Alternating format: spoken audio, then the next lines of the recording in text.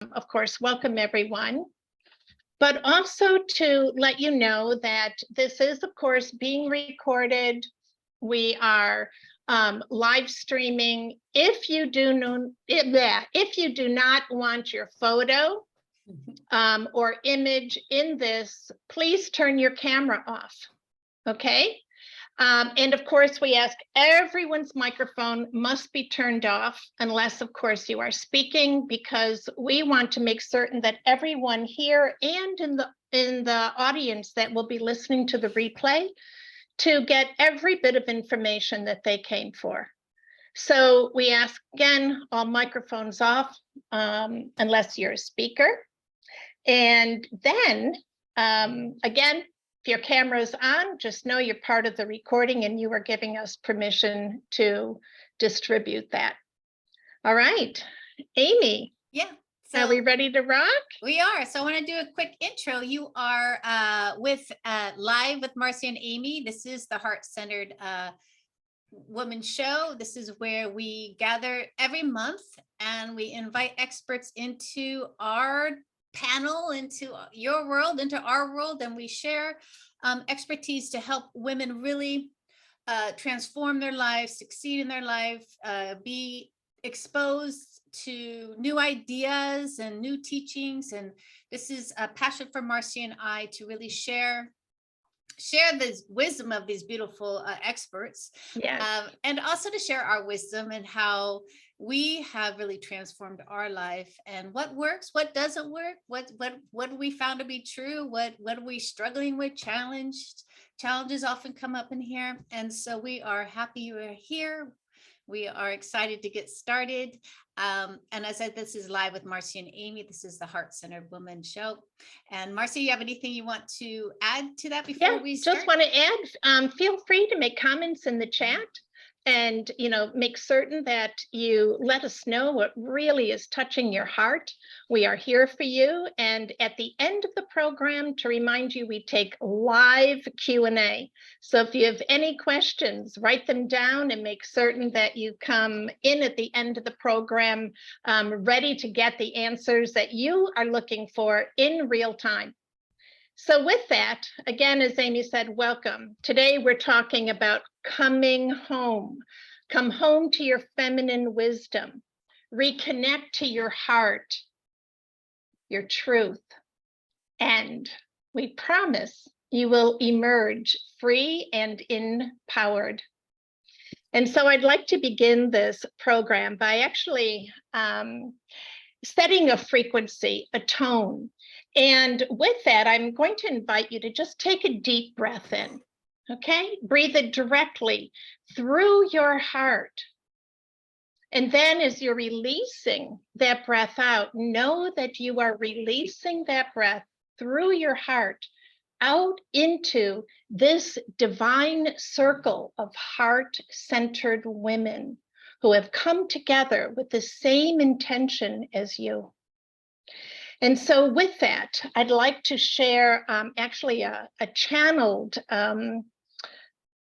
quote from a woman. Her name is Megan Clare. And this has everything to do with the astrological conjunctions that we are with right now. And trust me when I tell you, it's powerful. So she talks about Regulus, the heart of the divine feminine. And it holds a special place among the stars. It radiates a regal energy, igniting the cosmic fire within us all. And when Mars, the fierce warrior, aligns with this celestial beacon, a powerful union is formed, empowering us to embody the noble qualities of courage, leadership, and integrity. We are being called to awaken to our true essence and to tap into the divine spark that resides deep within. Like the lion, the lioness, we are reminded of our inherent power, not to dominate others, but to express ourselves authentically and inspire those around us. We've been gifted with the audacity right now to pursue our dreams, undeterred by obstacles or setbacks. This time is providing us with the strength to confront our fears and transform them into stepping stones of growth. In the face of adversity, we discover our resilience, and in the pursuit of our passions, we unlock our true potential. So as Mars and Regulus merge their energies, we're guided to lead with honor and authenticity. The noble qualities of the lioness find resonance within us, compelling us to stand up for justice, covered in God bumps, to defend what we believe in, and to become beacons of strength and compassion in a world of need.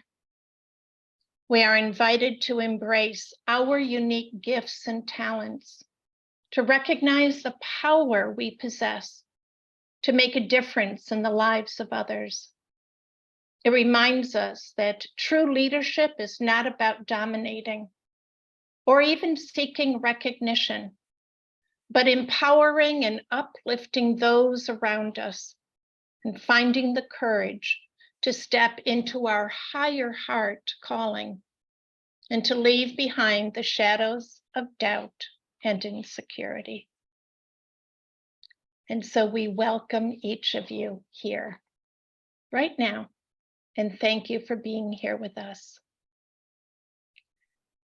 So with that, Amy. Beautiful. Thank you, Marcy, for that intro and grounding and reminder. It's a reminder.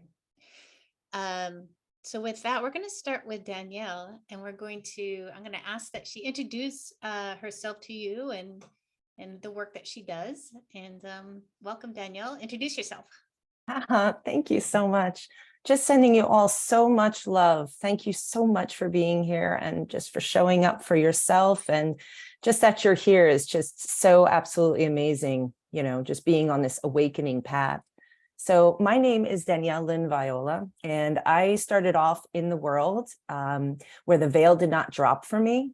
So I actually was bridging both worlds, both the spiritual world and the physical world, from an infant up until I was about 7 years old. Because I was actually sleepwalking, and I would find my mother and cry at her because I guess I wasn't too happy with what was happening in the house. And so for me, I would just pop myself out of my body. I would astral project. I would have out of body experiences regularly up until that time. And then when I was around 11 years old, I got introduced to all the various divination at the time. So this is like in the 1980s. So I was introduced to palmistry, reading palms, numerology, astrology. And I found that I had a real talent for it. Like I was able to duplicate all these forms of divination. And by the time I was 18, I had my own consulting practice. And then around 20 years old, I kind of dove right into the matrix and, you know, the whole programming of get a job, get a career, make something of yourself. And that really started a 22-year journey of a deep dive into all of the distortions that I was holding within myself from my childhood. So bad relationships, you know, one job after another, making bad decisions. And by the time I was around 40, I found myself deeply lacking connection. I was lost. I was addicted to all sorts of substances and distractions. And I wound up just finding myself so lost that I did not know what to do with myself. So one night I looked up at the stars, and I looked up, and just with a heart-filled intent, without realizing what I was doing, I asked for the next level of myself to come through. I said, I'm ready. I'm done with this. I'm done with where I am. I'm ready to ascend. And I didn't even know ascend was a word then. I just knew I was ready to rise.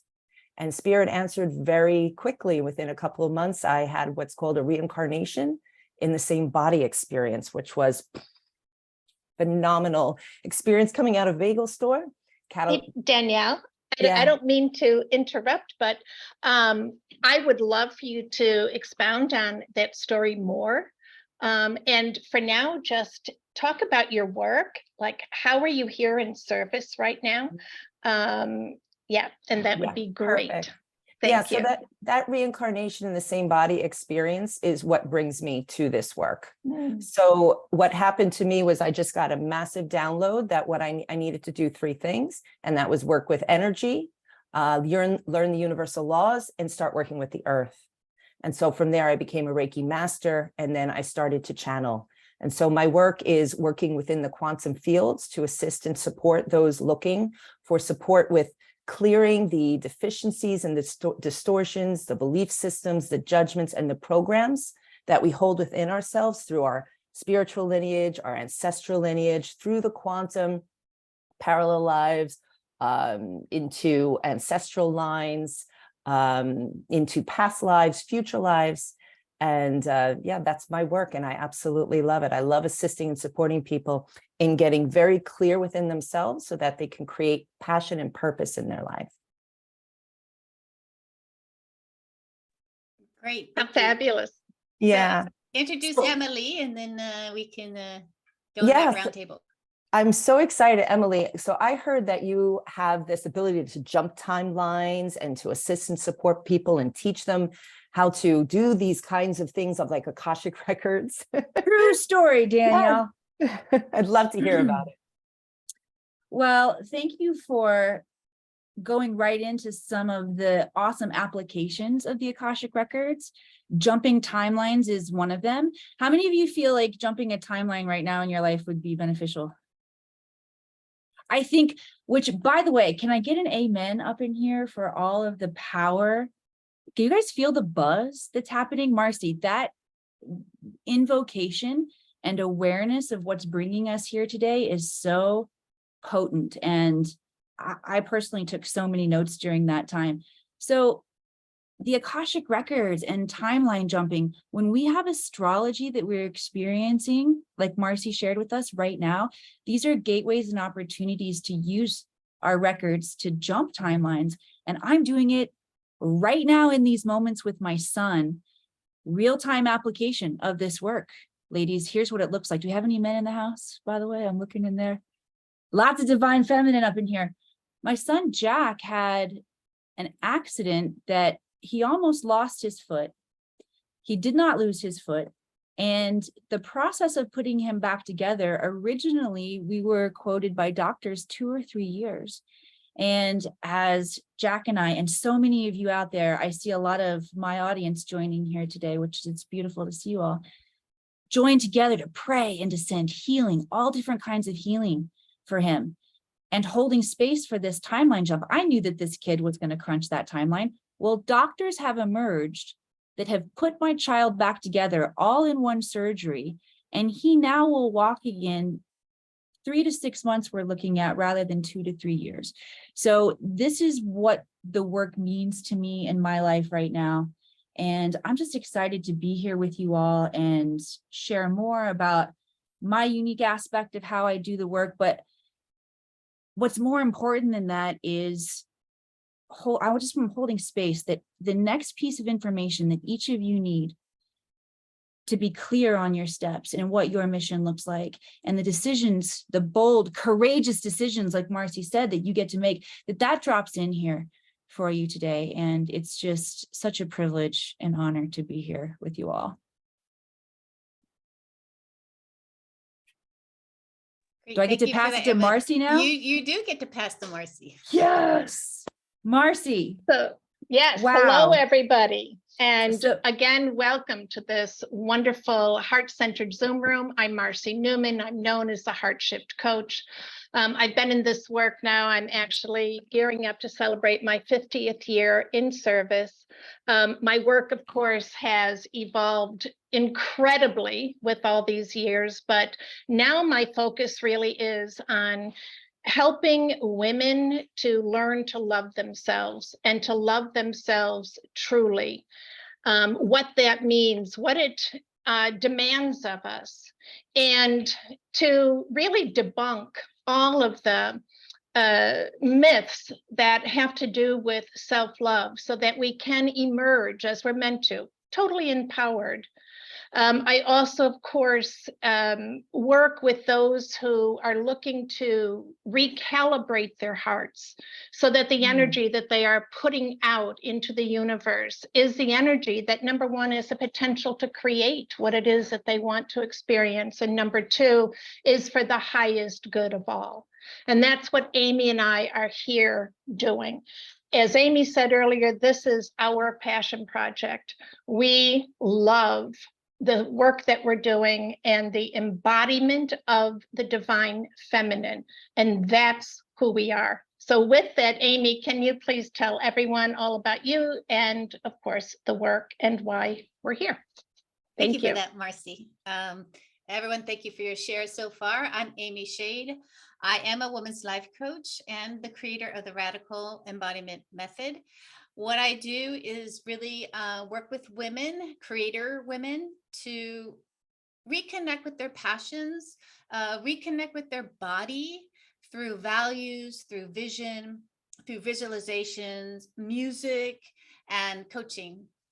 And what I found is that oftentimes we're walking around so disconnected from our mind and body. And my passion is to really reconnect that so that we are grounded, we are passionate about our life, we really transform not only our lives, but our children's lives, our partners' lives, our relationships.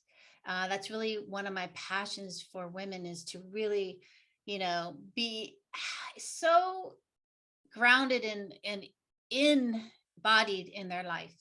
And so, as Marcy said, this is one of our avenues that we get to share what we do, how we do it, and to help you out there in the audience to really take away someone's ideas or thoughts or the work that they do, and to, if you connect to us, one of us, that's really our passion here. And so at the Heart Centered Woman, we are all about the heart, self-love, embodiment, values, visions, shifting. And with that, I think we're about to start. What do you think, Marcy? Definitely, let's jump in. All right, so I am going to ask Danielle. So Danielle, you carry the title of transformational quantum channel healer and mentor who works in the higher realms to garner the information needed for your clients. Are you working in other dimensions or universes when you're with your clients? And how did you come to this work? Oh, what a beautiful question. Thank you, Amy. So yes, well, one thing to know is that we're all working within multiple dimensions at any given time, right? Depending upon where our consciousness is. But when I work with a client directly, what I'm doing is I'm working directly with their higher self. So with, of course, their permission, I tune in to their energy fields and I tune into their higher consciousness through the higher self. And the higher self communicates directly with me and lets me know what is ready to be healed, what is ready to come to the surface to finally be seen, felt, heard, expressed, so that it can then be released. It can then merge, it can then transcend and transmute into a higher frequency that we then, through soul retrieval, can then bring into the body. So I'm definitely working within many, many dimensions. Sometimes I get pulled into soul extensions. Sometimes I'll be brought into ancestral lines going, however many generations back. Sometimes I'll be brought into the DNA or into the genetics. Right? Because everything that you are and everything that you have is right within your DNA. So we can tap in multidimensionally into the DNA and then do the work from there in order to clear, heal, and then merge more into wholeness. Yes.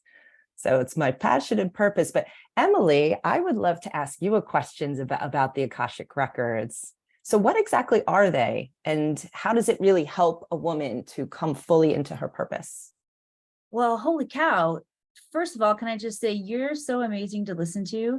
And I'm going to share what the records are and how I work with them in my own vocabulary, but it sounds exactly like what you do. And it's just a different way of saying it, or perspective, or experience with it. But when you hear someone else create vocabulary around what they're doing, and it pings in your field in a beautiful way. So thank you. I've got lots of pings coming in.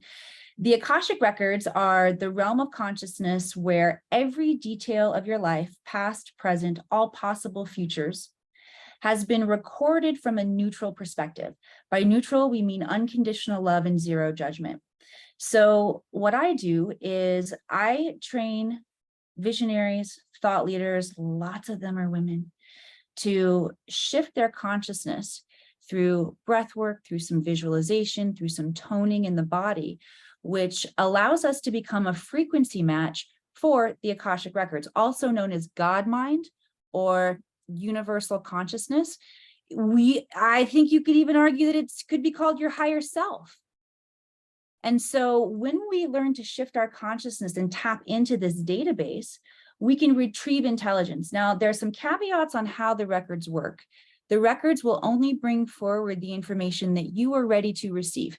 Notice what Danielle says. I ask the higher self, what are they ready to receive and integrate and learn? How do the records know what you're ready to receive? You ask the question. And so as we ask questions, we are creating a vibrational frequency to call forward answers that are unseen. From the records, we get instantaneous wisdom, guidance, clarity about any aspect of our life. How do we use this? Well, first we got to use it to clean up our karma, y'all. Okay, because like Danielle said, I wrote these words down. You were holding distortion from your childhood. These belief systems that we take on that don't represent our highest truth, that's got to get untangled. That's our karma. These are unlearned lessons that we need to have the aha moments and make different choices.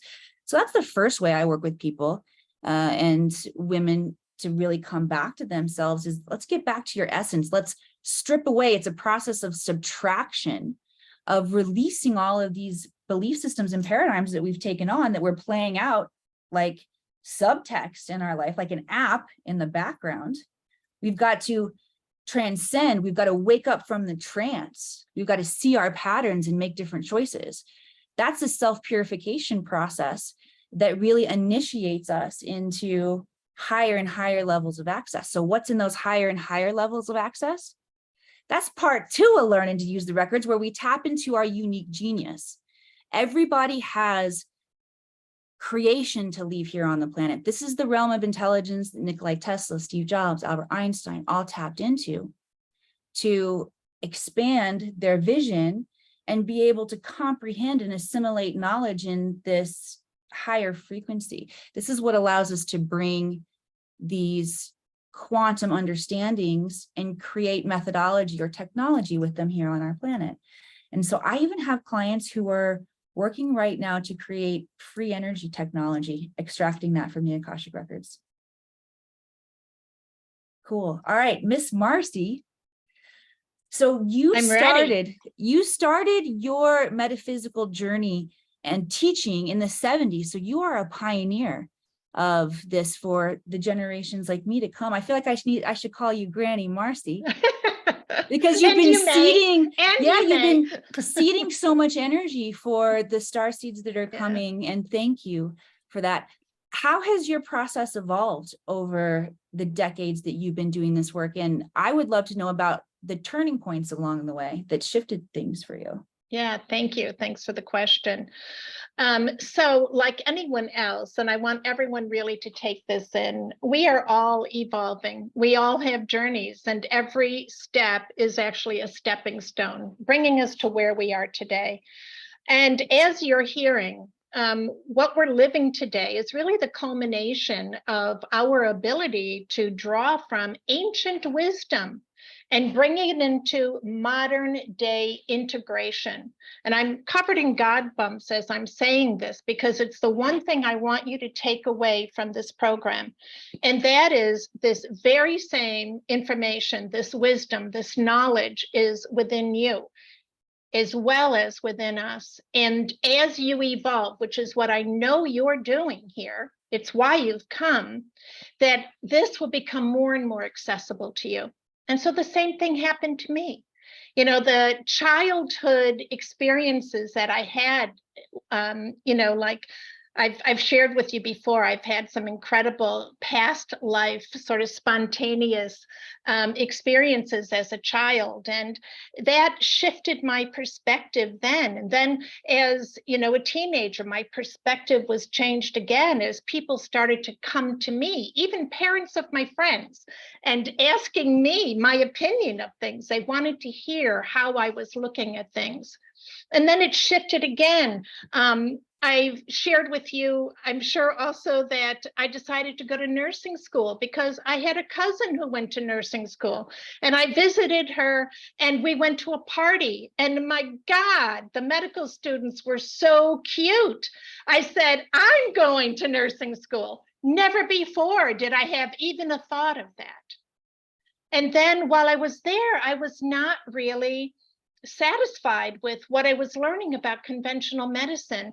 And so I joined this spiritualist church, and I started to learn about metaphysics. And then I went into the ordination program, and I was, you know, trained as a medium, as a healer, as a channeler, and also taught energy medicine. That's really the way we call it today. But again, my perspective changed. And so what I'm saying is that every step along the way, there has been something that I said yes to, that I wouldn't have ordinarily said yes to, but I just let myself be led. And that's the other message you're going to get today. But I will tell you this, very instrumental to my being here with you today was actually during a past life regression that I experienced with Dr. Brian Weiss. And this was during a simple information session. And I was overcome by the energy. And I went into this past life where I was the young Mongolian lover of Genghis Khan. And the picture unfolds, and there I am in this Bedouin-styled tent, teaching him all about the stars, teaching him all about the secrets of the universe. And the next morning I go out, and there he is with his entire army around him, dressed in his regalia. And I'm incredulous. I cannot believe what I'm seeing, after everything that I'd shared with him the night before. As I approached him, I met the eyes of the horse that he was on. I watched the horse's tail swish around and knock a fly off of its hindquarters. And as I approached Genghis Khan on this huge, huge horse, and my head is down, and the tears are falling out of my eyes, and I went to touch his leg, beseeching him with just my approach. And in one swift move, he reached around, took out his sword, and cut my head off. And in that moment, I was overcome with the most incredible sense of compassion for him. Even as I was watching my head hit the ground, I was filled with compassion. In that moment, I understood. I understood his own conflict with his nature at the time. And in that moment, and I want you to know I'm in a room of about 800 people, right? When I came out of the energy, I couldn't get up out of my chair.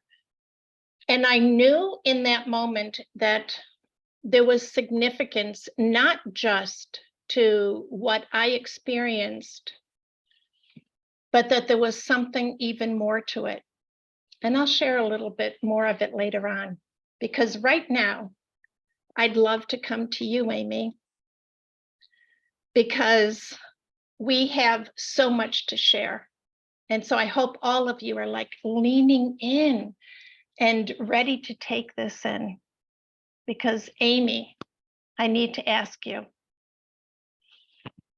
as this incredible embodiment coach that you are, you work with values and embodying them to help guide a woman to her vision. What are some of the values? What are the energies of the divine feminine that women can start adopting? Thank you, Marcy. I never heard that story, Marcy. And there's more. I'm like on the verge of tears at this point. A lot of energy here. So yes, and I also wanted to comment on the word yes, the action of yes, and how important that is as women, to really embrace the yes, and to really start moving towards what we desire in our life. And that's, a lot of it is around our true heart and our true dreams, and oftentimes we are told too many times no, so thank you for that story. As you can tell, I'm already like it happens at times. So yes, let's talk about this divine feminine, the divine feminine, who she is, and these values that she actually owns and encompasses, and that who we have been told and also often blocked from that path through the patriarchy, or through our parents, or whatever it all is, and teachers, all these people who said no to us, either as children. I can't speak on past lives because that's not my expertise, but I can say that she, as the divine feminine, these values of, as you mentioned, compassion, Marcy.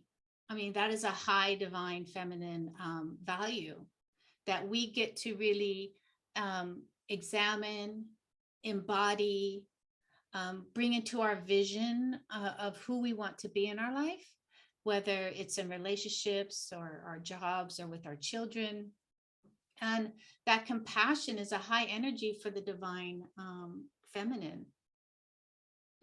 And I just want to kind of remark on that oftentimes compassion through the patriarchy is thought of as weak, and that we need to acknowledge that also. And so I would really really encourage everyone to really start looking at that word compassion and how we can bring that more forth in our life. We also have sensuality. I mean, being sensual, playful, that's a very high divine feminine aspect. And value, it is a value. And that, oftentimes, again, that our sensuality is distorted through media, distorted through the patriarchy, distorted through the toxic man who sometimes we have engaged our life with, we have decided to embroil ourselves with, and that we get to really explore our sensuality. We get to be playful. We get to really take that value and start fostering it. Another one is authenticity, being authentic. Now, being authentic, when I talk to women, that is probably their number one, if not number two, their self-love and being authentic. These are the words that we use. And being authentic is a value. It is something that, again, what does it mean to be authentic? Who am I? Not who am I compared to Marcy or Zoe or Charlene or Fran. Who am I?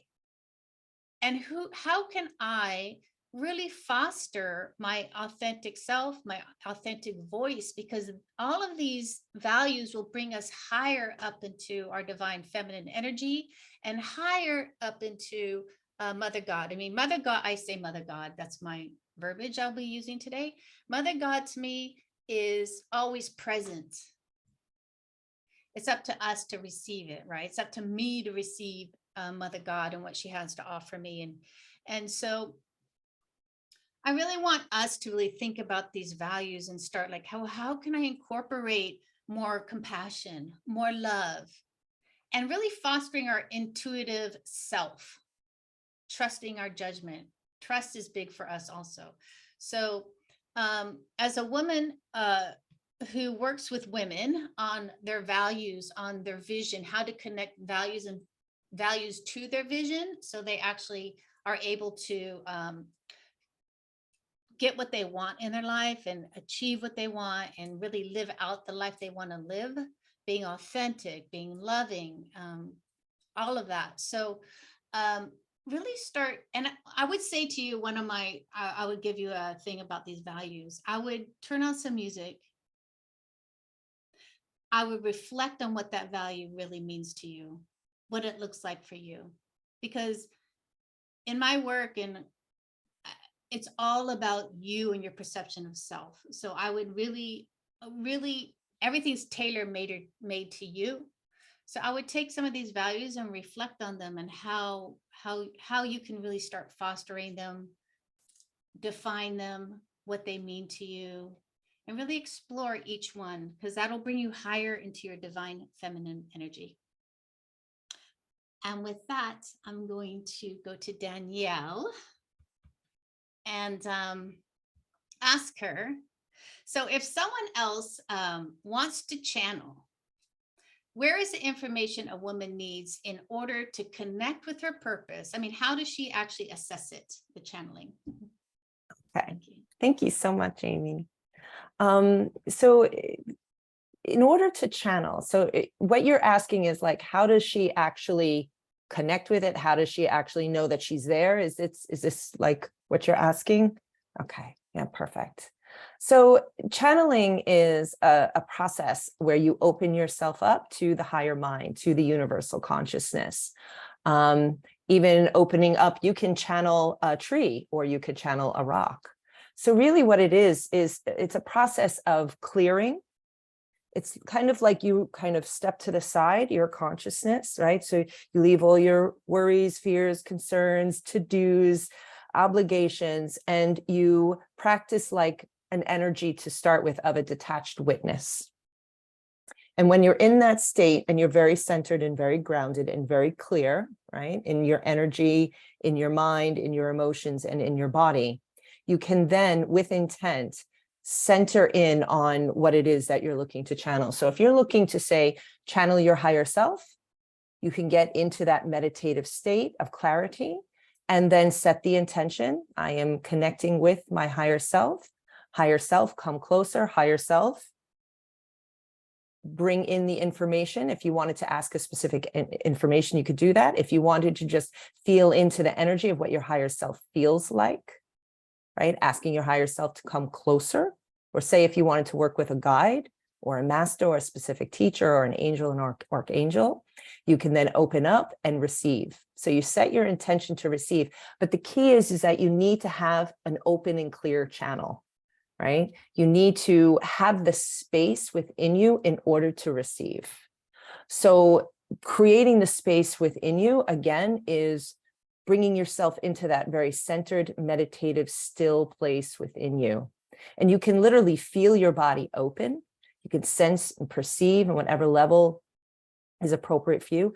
You can sense and perceive your atoms, literally down to the atomic level, expanding out. You open up the heart and you connect in. And that's another big part of it too, is of course the heart, right? Having a big, beautiful, open heart, expanded heart. Again, you could set your intention for this to open up the heart, to expand the heart.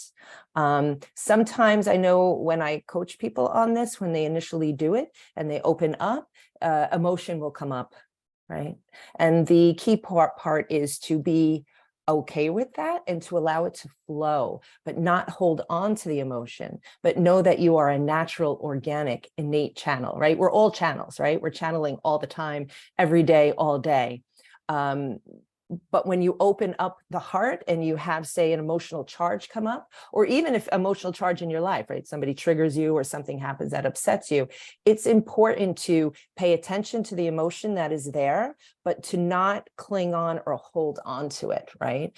But to allow it to flow. Like, how many times have you cried and felt so much better after crying, right? Oh my gosh, right? Because you're channeling all that energy through. But many times where we get the trap is we get caught onto that. But we could talk more about that a little later. But Emily, I would love to ask you a question, all again about the Akashic Records. Like, when did you first start? Like, how did you first realize how helpful it would be? And is this where you've always been, or when did that happen for you? Well, in my previous lifetime, but in this lifetime, how many of you felt like you've lived a lot of lives in this lifetime? Yup, because time is speeding up, y'all. So in my previous life, I was an actress. I love storytelling, sitting on the edge of my seat with Miss Marcy's story here. It's so good. But when I was 19 years old, I quit college. I grew up small town Missouri. I quit Mizzou. I moved to Hollywood. I became an actress for 20 years. And I realized in the process of acting that I was much better in my head, in my imagination, than I was in the audition room. So I needed tools to help me manage my subtle energy body. And that for me looked like yoga, meditation, Tai Chi, Qigong. I got into the law of attraction and Wayne Dyer. And as I began to apply all of these principles and cultivate my subtle energy body, I was getting more and more acting jobs. So the more acting jobs I would get, the more I would meditate. And the more, as I'm sure many of you have experienced, the more we give ourselves to that practice and our consciousness opens up, the more for me, I just craved this intelligence. Nothing was as important or as exciting or inspiring as what I was learning about our human potential. So I began a rigorous self-study journey where I learned everything I could get my hands on and got to the point, probably like many of you here today, where I was wanting to help others with this, but I didn't really know what that looked like. I was winging it at this point. And I had an experience where there was a neighbor that I really just knew from like these kind of waves. Hey, remember it's LA. We weren't really great neighbors in LA, right? We were the hey. And so I knew of him from being in the neighborhood, but didn't really know him. And one day I see him limping down the street and my compassion, my heart opens up to really know him in a way. And so I said, hey, would you like to come over for some energy healing? And as soon as I said it, I was like, who said that? I guess I'm gonna have to act like an energy healer. I don't even know what to do for this guy. I hope he doesn't say yes. Well, he did say yes. He went to put his dog away and he came over and I'm just started winging it. I started paying attention to what was coming in my field. I put headphones, a solfeggio scale. I'm waving this tuning fork here around his ankle. And during that process, his father who had passed came into my field. And I had a conversation with him, which after this experience, every single detail was validated in a surprising way, left both of our jaws on the ground, both of us sobbing. And I knew in that moment, there was no story in Hollywood that I could tell that was as powerful and as important as human potential. And because of my rigorous self-study, I knew that the Akashic Records held all intelligence. I was interested in everything. So that became my area of focus. And I found a teacher and mentor and went through deep training with her and then began to work with my guides to develop training, which is the training that I share with my tribe now. All right, so I'm glad I got to get that little bit of my history in Hollywood in, because Marcy, I am sitting on the edge of my seat with this story. I found it really beautiful that as you recounted the story and you shared it, you were experiencing from this state of compassion. Is that what the version of you felt in those moments, or did you feel betrayed? I mean, I could only imagine that this would carry on into other lives where it would be hard to be totally yourself because you got your head chopped off for it before. How astute you are. And absolutely. So I'm going to finish that story to give you a little bit more of an in-depth picture of how influential that past life was in my life this time. So needless to say, I told you I couldn't get out of my seat, and I was sitting there stunned, and very similar to what you described, Emily. I knew in that moment, anything that I'd been doing up to that point was nothing compared to what I was now being called to. And so I immediately contacted Brian Weiss and told him I wanted to work with him. And I did all of my past life regression certification with him. Every single time that I was in class with him, I just had one incredible experience after another after another. And so I started to practice and work with people, and really found it to be, from my perspective, one of the most powerful healing agents processes that we have. And I really used it as, and use it to this day, as a healing tool. And here's what happened. So a number of years later, and by the way, I was, still married, still, living my, I'm not going to say mundane life, because there was nothing mundane about it. And I decided I wanted to go for my master level certification in past life work. And so I was living in New York at the time, and I contacted this woman and went into a class with a friend of mine to get that certification. And so one day we had been training and everything was cool, no issues whatsoever. And we were breaking for lunch. And I sat outside in the foyer waiting for my friend who was in the ladies' room. And all of a sudden, bam, I go into a spontaneous past life, that exact same life, where I was once again this young Mongolian woman in the tent, pulling back the flaps, looking at the stars, teaching all about the secrets of the universe, walking out of the tent, seeing the whole army in front of me. Again, I'm walking towards Genghis Khan on his horse. I catch the eye of the horse. The horse looks at me, holding my gaze. I see the tail come around, swish the fly off the hindquarters. I walk up, place my hand on his leg, only this time I look up. And as I look up, I see that his eyes are the same eyes as my husband. And with that, he reaches over, pulls out his sword, and cuts my head off. And my head goes rolling to the ground. I'm watching it. I'm feeling again this deep sense of compassion in a way I can't describe. And a sense of peace moves through me. My friend comes out of the ladies' room. I again cannot get up out of my seat. And I just say, I have to sit here for a bit. In that quiet, what came to me immediately, bam, my karma is complete. My karma is complete. My entire marriage, my husband worked very hard to silence me. Every time that I would talk about all of these eccentric things that I was into, always getting shushed, always this and that. And I said, thank you. And I literally fell to the ground, because in that moment of realization, as I said, my karma was complete. The moment I went home and I told him that I wanted a divorce. And it was a sense of freedom that I cannot describe. It was as if I sprouted wings.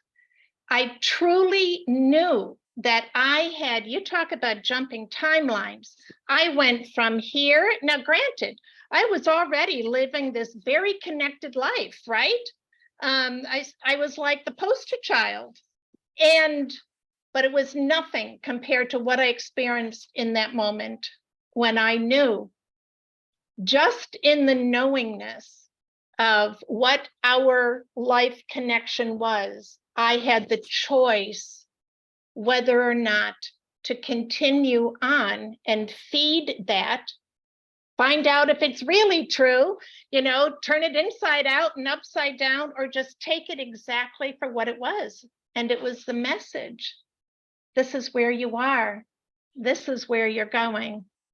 Will you say yes? As Amy said before, will you say yes? And I said yes. And I never looked back. So this is the power that we have when we allow, and I really want everyone to take this in, allow this information to come forward and know it for what it is. And you're going to hear as we continue to talk, it is that knowingness. Danny described it. When we're clearing and we are just saying yes, it's like, show me the way. And all the information that we need is there. And when Danny was talking about how we have to clear our heart, I'm telling you, I could feel my heart going, it was just like opening up and opening to this conversation and why we are here. So thank you for that. And with that, I know, Amy, you've got something going on with Mother God in a way that is so unique. And your relationship with her is nothing short of divine. Would you please tell us how you came into the work that you're doing? Thank you. Yeah, I want to comment on that channeling. I mean, I'm a dancer, choreographer, teacher. And so, yeah, and the creatives out there, you know that when you're in that zone of genius, you're channeling creative energies, and you're in that process as a creator. And so thank you for that reminder, Danielle, because that's exactly what happens when I choreograph. I just open up and I allow whatever comes out to come out. And many of you out there probably do the same thing with your art. And then how can we also transform that into our relationships, into our life, and really, I'm really just opening up to these possibilities and listening to the downloads. Excuse me. Well, my relationship with Mother God is, it's been I wouldn't say an easy one. I would say that it's been a learning process and oftentimes a struggle. I grew up an atheist, so I had no connection to any type of God or teachings, or even understanding what it meant to believe in something higher than myself. Now, Marty, I'm so emotional today. What's going on with me? So I know. So what did it take? It took for me to be in a very unhappy marriage to search for something other than what I knew. Okay. As an atheist, what you know is yourself. You're responsible for everything. There's no help out there but you. And, maybe if you ask your friend or so, there's no higher power to really release yourself to and to trust.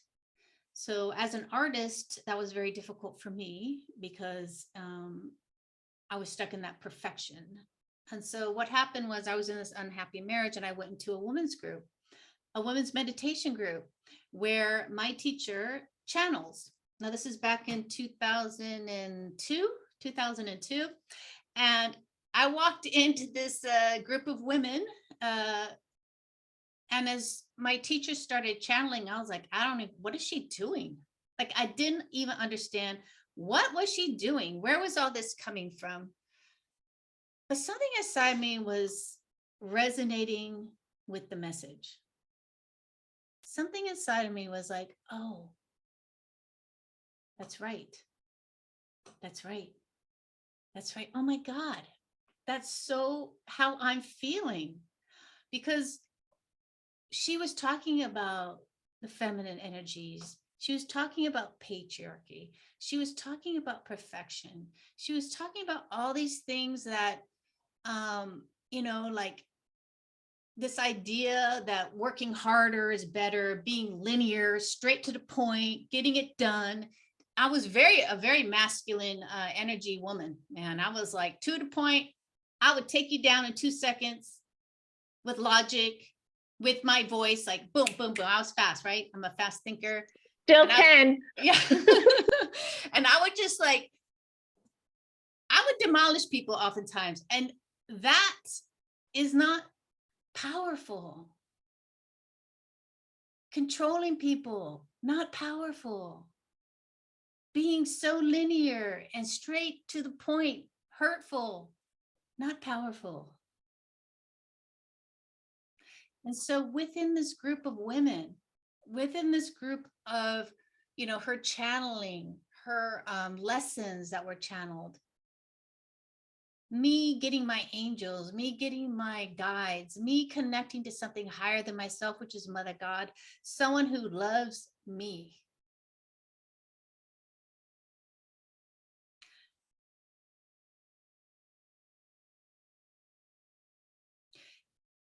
Now that has always been a bit of a struggle, because you're an atheist and you're like, what? And someone's giving you, love no matter what. I don't have to be perfect. What? No one told me that.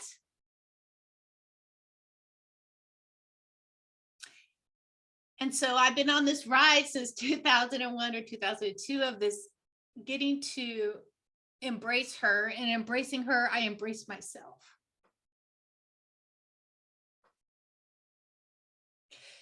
And this is the possibility. This is the potential when you connect to her, when you connect to this, this love that's never ending.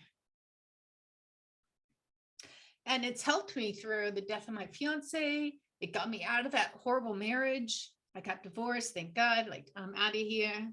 No regrets, no pain. Took me 3 years of like going to that meditation group every Monday. And so if you feel like, this has been a struggle and like you're going up and down, and, as a person who experiences that and still does at times, it's still better than not. Okay. It's way better than not, because you start transforming into this beautiful person that you're like, oh, I didn't even know I had that in me. And you become the divine feminine. And this is all out there for us. Every one of us. And so I really love to always share this story, because sometimes we don't feel like it's working, or that we don't even know what we're doing, or that we don't know what steps to take next, right? So just know that it's all waiting for you. She's waiting there for you. The world is waiting for you. We're all waiting for all of us as women to really step into our authentic self, be loving, be compassionate for self also before anyone else. We must give that to ourselves first. That's what the mother wants. That's what the divine love wants. And so, as I say, I encourage everyone to really sink into like, whew, she's there for me. That's coming home. You start coming home. Like, I'm home. Not perfect, thank God, but I'm home. And so thank you for sharing that. And as I say, I don't know, the energies of the ladies here are like, woo, I'm embodying all that. And I also, Marcy, want to take this time and everyone to also say, if you have any questions that come up while any of us are speaking, put it in the chat, because we're here to really answer them for you and to support you in your journey. So don't hesitate to put those questions in for us. And we'll do questions at the end also. And so with that, Marcy, I think we're going on to the next question, which is, okay, for Danielle. So how can the ancient ways integrate with the modern way of life for us to emerge empowered? Amy, I'm just giving you such a big hug. Just so much love for you. I just love your expression. It's just so heartfelt. And when you were talking about how like you went and the person was talking and you were like, oh yeah, oh yeah, oh yeah. You know, it's such an amazing part of the journey for all of us because we all have those aha moments. And like when you get those like chills through the body, right? Like, you know, you get like the God bumps or the chills and or the wings or what have you. All that really is that everything that you are, right? Everything that each of us is and everything that we've ever will be is already inside of us. It's literally in your DNA. And so when you hear something or you come by something and it resonates with you, it's literally your cells. It's literally your DNA waking up and your cells vibrating with that remembrance of that, right? Which is more of that coming into wholeness. So thank you so much, Amy, for that expression. I actually forget what the question was now because I was in the moment. What was the question again? It's how can thank you, Danielle, for that. How can the ancient ways integrate with the modern way of life for us to emerge empowered? Yes. So the ancient ways were, of course, far more connected to what we are now, right? We're so disconnected from our innate self, from the innate cycles that we hold within ourselves, right? Whether it's day or night or our menstrual cycles or the moon cycles. And in the ancient times, people were very connected to these things because everything in our reality is really a cycle within a cycle within a cycle. And so when you connect to those natural cycles, when you connect to your natural rhythm, you naturally become more expanded. You naturally are able to receive more, right? Because there's always so much that are in our fields that is literally like waiting to come in, right? We have all these levels and layers to our energy bodies. And spirit is always imbuing us, right, with intelligence, information, downloads, with remembrance.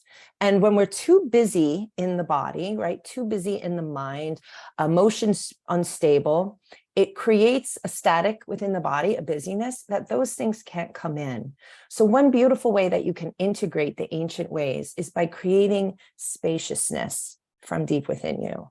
And you do that through stillness. You do that through devotion to yourself, right? That other part where Amy, you were talking about compassion for yourself, right? That divine feminine compassion. One really wonderful way of looking at it that makes it super clear is you can't give what you don't have, right? So if you feel like you're unconditionally loving to others, or even that you're loving to others, but you're not loving to yourself, then that energy transmission of that love is not going to be received in the intended way that you want to give it. So for example, if I want to give you this pen, but I don't have it to give, can I really give you the pen? It's the same exact thing with love, patience, kindness, compassion, grace, all of those beautiful virtues of the divine feminine. When we can hold them within ourselves, then through the overflow of those energies, we can then truly transmit it to those around us. And this is the way of the ancient ones, right? And it was much easier for them then because they lived in a much more natural state, but you can create that in your own life, right? Practicing that self-love, practicing forgiveness. Forgiveness is a huge part of it. For having compassion, understanding, patience for yourself, holding that grace, right? Grace is an act of being witness to what is around you, but not being attached to it, where you wind up, in the waves of emotional instability, but rather you dive deeper down into yourself, knowing yourself better. That devotion to knowing yourself better is really key. Like that's a foundational key. Get curious about yourself. Get curious about what you're thinking and feeling, what you really want, and then create the coherence within yourself by honoring it, by acting it, by being it. And that's where truth and purpose really is. It's actually within the high heart, which is so beautifully placed between the heart and the throat. And what it is when your heart is open, when your heart is in coherence, meaning what you're saying, what you're doing aligns with what you're thinking and feeling, right? Creating coherence, then you're able to express it coherently. And that's what illuminates and activates the high heart. And within the high heart, everyone has what's called a purpose crystal. It's an etheric crystal, astral object that's within your fields. And when you create that coherence between the heart and the throat, and it's all in alignment, the high heart activates and illuminates. And as I'm saying it, I'm getting the God chills, right? Because we all have karmic matrix and all the stuff that's around it. And when the time is right, and when you are at that level and you're ready, it comes forward. Yeah.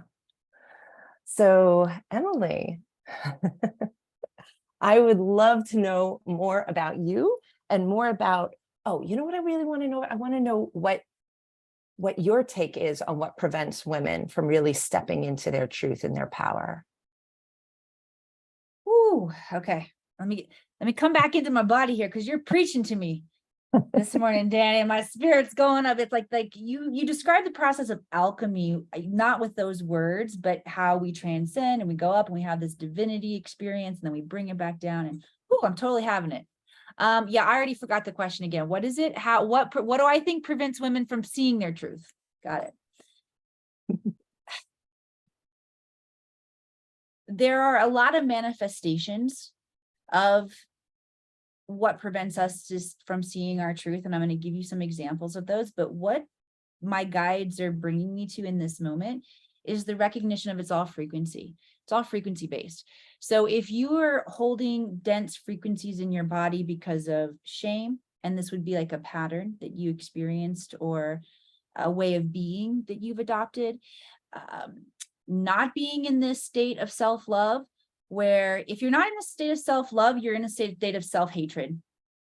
That just came through really strong, and my whole body's buzzing as I say it. I've never heard the guys say it quite that potently before, but I feel like if you're not spiraling upwards, you're spiraling downwards. We're always in a state of movement. We know that from the Hermetic principles, and the principle of vibration is that everything is always moving. So you're either getting closer to what you want or you're getting farther away from it. So if we bring this conversation into the basics of vibration, this is again why self-love is so important, because self-love will attune you to a vibrational frequency where you can see what is unseen, where you are open to miracle consciousness. But Danny, you nailed it before. What keeps us from seeing our truth is if we have a closed channel. You have to have an open and clear channel to do this work in the higher realms and to see from different perspectives and to shift your life and to embody this energy. What it looks like if your channel is not open and clear is you'll be confused about what your truth is. You'll say, well, I don't know. Yeah, because you've lost touch with it, because there are too many distortions in your field that you don't really even know what you want anymore. Here's an antidote to that for you. Anytime you notice yourself saying, I don't know, replace I don't know with I am willing to be guided, and see what shifts for you. I think that self-worth is a big one, man. We don't want enough for ourselves. And if you don't want enough for yourself, that will prevent you from seeing the truth of your highest potential.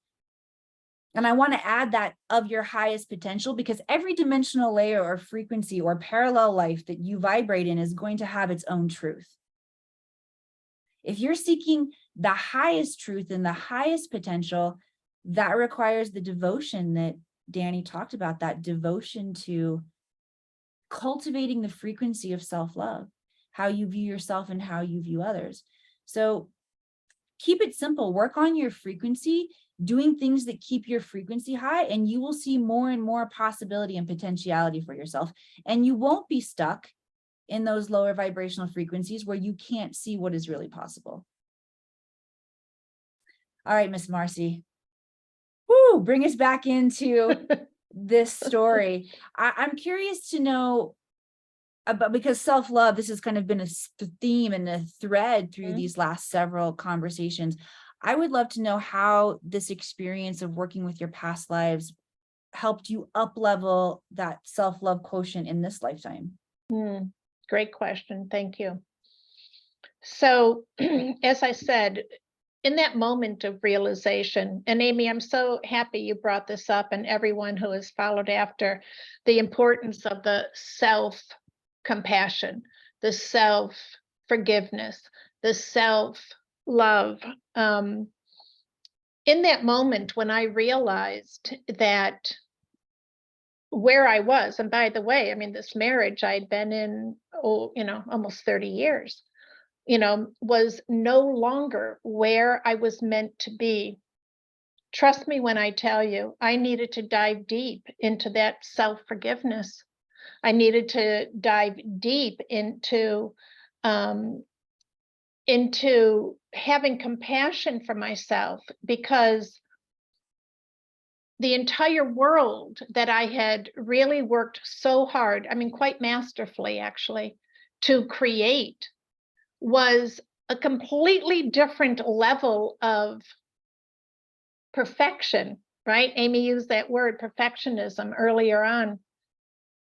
And it was one where, unless I made room for this new life to emerge, I would have been swallowed up, and I knew it. And I started to be able to look at myself from this place of asking questions, and everybody's talking about this, asking the questions. And it really came from my willingness to do whatever it took in order to accept myself and what I had learned. I am no longer meant to be here. And what that required was that I let go of anything that wasn't in alignment with it. I am not going to tell you that that was easy. I can't even begin to count all the people that I not only disappointed, but were convinced that I had gone insane. I mean, I literally had the perfect life. There was nothing outside of it from an outsider's view that I was missing, as well as my marriage. People used to come to us for marriage advice, and here I am abruptly leaving my marriage, my home, my community, my job, everything, as well as a lot of my family that was not willing to accept this new version of me, which was really an old version of me coming forward. And so the biggest step for me was in recognizing that I had a sense within me that if I didn't say yes to this invitation, I could actually feel my spirit dying. I could feel a part of me that needed to be kept alive, and it only was going to be kept alive, and this was the essence of me that I was feeling. It was only going to be kept alive if I continued to walk forwards. And so I did what every single one of us needs to do, and I reached for help because I could not do this on my own. I had so many programs, conditioning, right, from childhood. Be the good wife, be the good mother, everybody else comes first. You are here to be in service to them first and yourself second, all of that. I had to blow through all of those beliefs. And I started to work with a woman who specialized very much in the way I do in working with women in transition. And she said something to me that was a showstopper. And she said, you have to be willing to risk it all to have it all. And in that moment, I also realized something, and it came so deeply, I mean, the deepest depths of my heart. And that was that what I was also doing, perhaps for the first time in my whole life, I was giving myself permission to be loved for who I truly was, not who everybody else wanted me to be, not who everybody else expected me to be, not who society or my culture or religion told me I needed to be, but for me. Would I risk it all to have it all? To be loved for being authentically me? And I said yes. I said yes. And that was really that moment where I realized that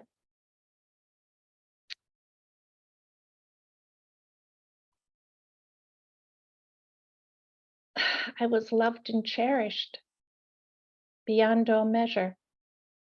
To be shown this, to be brought to this place, to be acknowledged that I was here for more.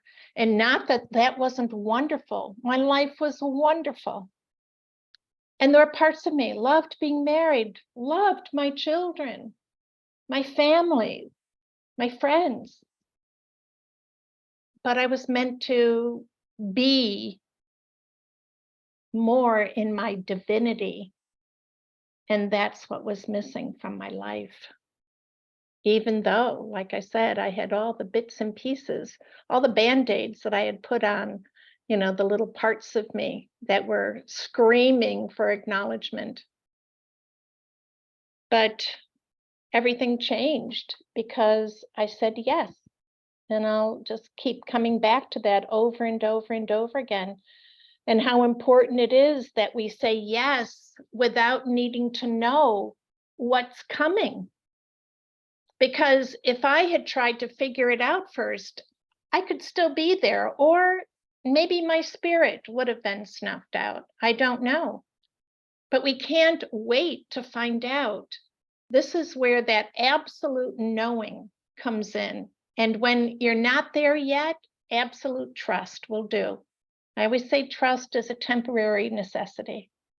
And then we are like immersed in so much evidence that we are in the right place at the right time. And we get to experience actually being that Mother God within us. It's the most incredible thing. So with that, my darling Amy, what are some of the signs that your divine feminine energy is blocked? I think this is really important that we talk about. Thank you. Thank you for that, Marcy. And Emily, you guys touch on the same thing, which is, Emily said, we don't want enough for ourselves. Like this is, and I see this with women when I ask them to create a vision for themselves of something bigger. And this is a very tough thing for ladies, for women to do. And the reason why is because all these things that are actually blocking the divine feminine energy is quote unquote normal in our society. Because this is the way we've been indoctrinated into being a woman. And so this is why oftentimes why we struggle with letting go of these blocks inside of us. So one of the things that'll block our divine feminine energy is feeling disconnected from our emotions. Well, of course we feel disconnected from our emotions because we were told to stop crying, stop complaining. We were told that we're overreacting, and we were told that, we were too emotional. And so we have not created a relationship, a healthy relationship with our emotions. And so this is an invitation to really create a beautiful relationship with your emotions so that, you can really unblock from the divine. Like you saw me crying, almost crying like 3 times on the show today. I'm okay with that. There was a time I would have been ashamed of it, but I'm okay with it now. Because it's what came forth and that's what happens. You know what I mean? It's like, whatever. It's like the way it is. Also, this lack of creativity and inspiration. So if you feel like you're not inspired for your day, or you're a painter, a writer, an actor, a singer, and you just have not been practicing, and that's one of your desires, is to really be a creator. And that's normal too, because maybe you, like I was told as a child, as a dancer, that's just a waste of time. Oftentimes our creative endeavors were labeled a waste of time by society and by people. And so we put them down. We had to do other things. But being creative and being inspired by your day and inspired by people and you and others, that's part of our divine energy. That really gets us connected to Mother God and our divine energy and our essence. So if you feel like, yeah, man, I want to start writing again, or I want to pick up that paintbrush and just start painting my oils again, or whatever it is, photography, you know, once we start taking those steps forward, we start connecting, we start getting back to us. Another thing is, what we were talking about, compassion, you know, really having difficulty nurturing and caring for ourselves. That really blocks our ability to connect to our divine feminine. And so what everyone's talking about is, you know, fostering that compassion, learning how to reconnect with that, making that a daily practice for self is hugely important for us. Because we were told that that was selfish. Don't be selfish. You're too selfish. And we were told that we're on this earth to give to others first, and some of us only. So it is a divine right of ours, to reconnect with ourselves in a compassionate way, to put ourselves first, so that we are taken care of, so that then we, like Danielle says, like then when we give out to others, it comes from a real place, a place of we're holding that energy. And also, I'm just going to say that receiving, we must work on receiving. Like, this was a big thing for me. I'm a beautiful dancer, beautiful performer. I'd get off stage and people like, oh my God, Amy, that was beautiful. And I'd be like, oh, thanks. Could not receive it. I could not look them in the eyes, connect to my heart, and be open to thank you. I appreciate that, and actually feel it. So we must learn how to receive in such a way that the eye contact is there, our heart is open, and it actually enters our body and we feel it. Instead of this thing right in front, man. Well, thanks. There was no problem. It was easy. No problem. You know, like whatever, anyone can do it. It's not a big deal.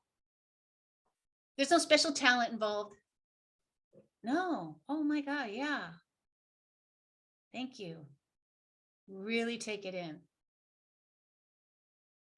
And so these small things that we can start working on, and also, you know, we've been told to suppress our intuition forever from day one. So really fostering your intuition, how that looks for you, and really connecting to that is a way to really unblock what we've been given. Because remember, we've been given these thoughts, these ideas, these constructs to who we are supposed to be, and they go against our very nature and divine self. So we must find a way back to them. We must find a way home. And I'm going to say, this is your home. This is my home. to receive. This is my home to be caring of self. This is my home to be in my emotions and be fine and be happy and being okay with whatever comes. This is my home to be authentic with myself and with you. But it's a practice. It's a practice that we we get to take on and say, you know what, this is a lot of my work is radical acceptance. This is you know, to really radically accept what's been given to us. Because if we deny, well, that didn't really happen, that doesn't really happen, then we actually are not able to heal.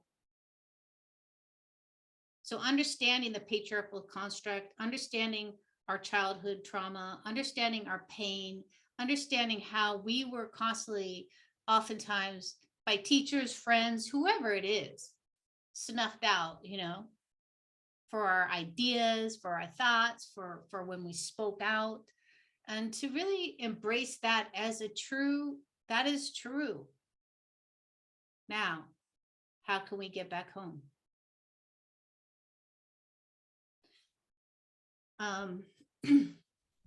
And I think that is for me. Yes.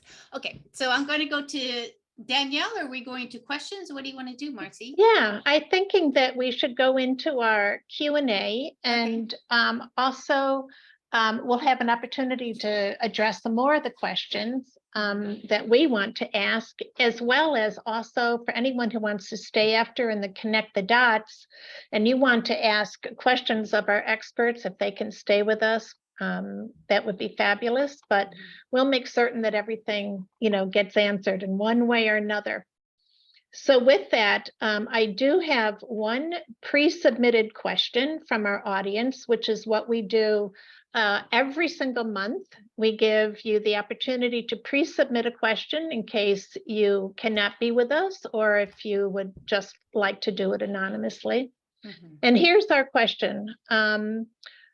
This is an interesting one. I can't wait to hear everybody's answers. All right.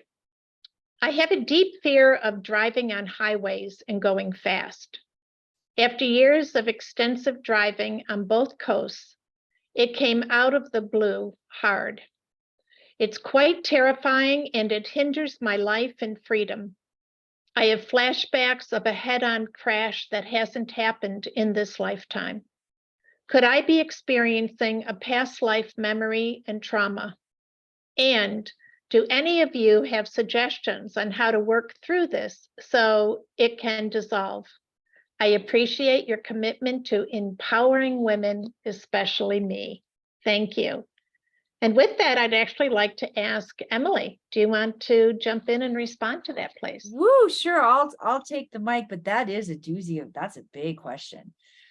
Here's what's coming in through the records. I think it could be a past life. It could also be a premonition. But here's what I want to say about premonition, and that is, part of my story that I didn't share is I grew up super Southern Baptist, immersed in the church and biblical knowledge, and I think there's a lot of value there. And I remember back from those days, it was either God or Jesus. One of them said, "I did not give you a mind of fear," right? And there are preparations that we can do for ourselves in terms of protecting our energy when we go out into the world. You don't want to go out and live in fear. Although I've often wondered, people who have psychic premonitions like this that can feel scary, that's got to be a really challenging thing to work with. And while it's not my area of expertise, I'm just going to share what the records are saying about that right now. And it's just to remember to protect ourselves and to protect our energy. You can say mantras, going back to a biblical one, "No weapons formed against me shall prosper." You can be, and I just got chills through my body in that one. I think we also need to recognize what the guides are saying right now is that not only does the future exist in infinite possibility, but the past exists in infinite possibility as well. So what we do know about this is that you are tapping into another point on the time-space continuum outside of where your consciousness is focused in the now. And whether it's past or whether it's future, also recognize that you have authority and sovereignty and creatorship over your life in every single moment. And you don't have to tap in and hold this frequency. You get to choose. Wayne Dyer from A Course in Miracles, I can choose peace rather than this in any moment. And that's really where freedom comes in. It's where we get our freedom back. And in order to find that moment, I'm going to go back to something Danny said, you've got to have spaciousness. You have to have spaciousness in between what the trigger, what the experience is, and how you respond or how you choose to think about it. So for this writer innerer, question asker, I would say this is a lesson for you in sovereignty and recognizing that you get to choose and have authority over your energy in all moments. And congratulations, looks like you got some psychic skills turning on that are helping you tap into other space-time continuums and possibilities. Thank you. Danny, how about you? Yeah, Emily, same thing here. Totally jiving with everything that you just said. And to bring it into, our beautiful circle here, this is really an opportunity to be empowered, right? Like what Emily was saying, it's an opportunity for you to step into your sovereignty and to step into that higher state of consciousness, that higher state of awareness that you have domain, right? You can condition your energetic space. One thing I would add is to go in and ask, like, why is this being shown to me? Get curious about it. What is presenting here? What are the lessons or the karma attached to this? And then asking your team in spirit, guides, angels, masters, teachers, so on and so forth, asking them to assist and support you in clearing whatever said karma, and you don't even need to know specifically what it is. It's just the pure heartful intent and touching it with your consciousness and allowing your senses to perceive on whatever level is appropriate from you. Again, like what Emily was saying about what I was saying with spaciousness, in that state of spaciousness, you'll be able to receive much more intel in that space and condition your energetic space for ease and grace in the highest resolution for the highest and greatest good of all of this, whatever, premonition, vision, so on and so forth. And you can even work with your team in night school, right? So when you go to sleep at night, you can ask for whatever lessons to be worked through as you sleep, or for whatever lessons as well in combination to come up within your waking reality so that you can then resolve it. And you can use affirmations, which are different than affirmations. This is my last point. Affirmations are where you're affirming something, right? I'm safe, I'm sovereign. An affirmation is where you're asking the universe a question of how to resolve something. So for example, how do I resolve this issue? How do I get that new dream job? How do I become more sovereign in my energetic space? So on and so forth. And by doing that, you are literally reverberating that intention out into the universe. And just as Emily said earlier, we live in a universe of frequency matching, and the universe has to, in receiving of that frequency, it has to return it back to you in an answer, right? It could be a symbol, a sign, it could be information that comes your way, right? Spirit likes to spoon feed us this information. But under all of it, just know within your own space that you are safe, you are sovereign, and that you are coming into your wholeness through this process. And yes, cheers on the psychic ability. Great, thank you. Amy, anything you'd like to add? They hit it. I mean, I would just say also maybe, take note of any new anxieties, challenges that might be coming up for you in your real life, and to kind of like start looking at those and creating, again, choosing peace. I use that a lot in all of my challenges, is to really make the choice for peace. And you give up to Mother God, and also and know that she's there for you. She'll take care of you, and she's there for your best, your highest good. And faith, having faith in that really also allows you to let go of that responsibility and burden, and also know that she will be there for you. So I think I would, do that everything Emily and Danielle is like awesome. And then I'm like, get to like, what might be going on in my life that's really causing me anxiety, that's causing these thoughts. And just know, Mother God, I got you. I'm choosing peace over these thoughts, and I'm releasing all that. And then everything Danielle and Emily said. Marcy, Awesome. you have something? Yeah. And first off, I have to say, we have the most brilliant people here, the most brilliant panel here. And I'm saying that because I actually experienced this. And I also want to say kudos to you, Emily, for not backing up and having the courage to say it could also be a premonition. So this is what happened to me. I started to get visions, and these were not dreams. These were visions. And the vision was that I was in a wheelchair. And I, of course, was very dependent on the people around me, and it kept coming up. And it was, in my peripheral vision, very far away. And then it started to get closer and closer. And I knew in that moment that I was being given a choice. And it was either to be in that timeline, God bumps, in the timeline where that was what my consciousness would be experiencing in that moment, or to give it up. And as it started to come closer into the forefront of my vision, and I started to feel it, exactly what you were both saying, Emily and Danielle, I went into it to find out, why am I being shown this? What would my life be like?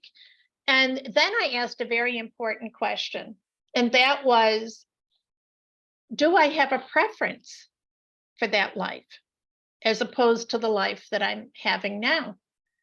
And, Amy, like what you had said about, diving into like, well, what's happening in my life now? And it really caused me to pause. And what the message was, and I asked my guides, I asked, like my higher self, all right, what's going on? And what came up for me was, in that scenario, I would have to learn how to receive. I would have to learn how to receive, because I would be dependent on others. And I said, okay, I can learn to receive and not experience that. And the moment I chose that, everybody feeling this? Are you feeling the power of this? The moment I chose that, and I initiated opportunity to receive, never had the vision again. It just completely went away. I totally dissolved my connection to it. And I'm a great receiver. So anybody who's got something they want to give, they want to share, bring it on. I can take it all. I can take it all now, because that's what I decided. It's what I chose to do. Yeah, fabulous question. All right, let's dive into some others. Do we have anybody in our live audience now who'd like to ask a question? Simply, use that little reaction button to raise your hand. We have an incredible, clearly, opportunity here. I don't even have to tell you, you can see who's here for you. Okay, anybody? Any question at all? And if you are more comfortable, put it in the chat. Yep. No names need to be given. We're just here to answer all the questions that we can.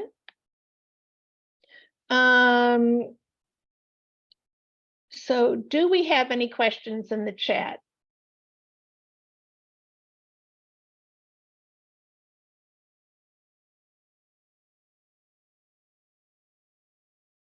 Benedicta, you have a question? You can just unmute yourself.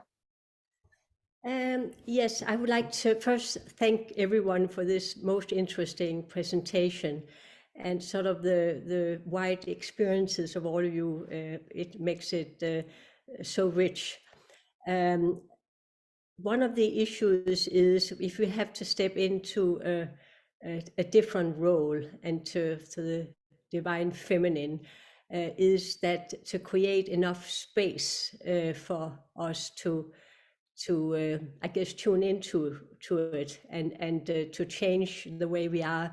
What is the practical advice you would give in terms of how to make modifications in your daily life to achieve that space? Okay. Danielle, you want to go first?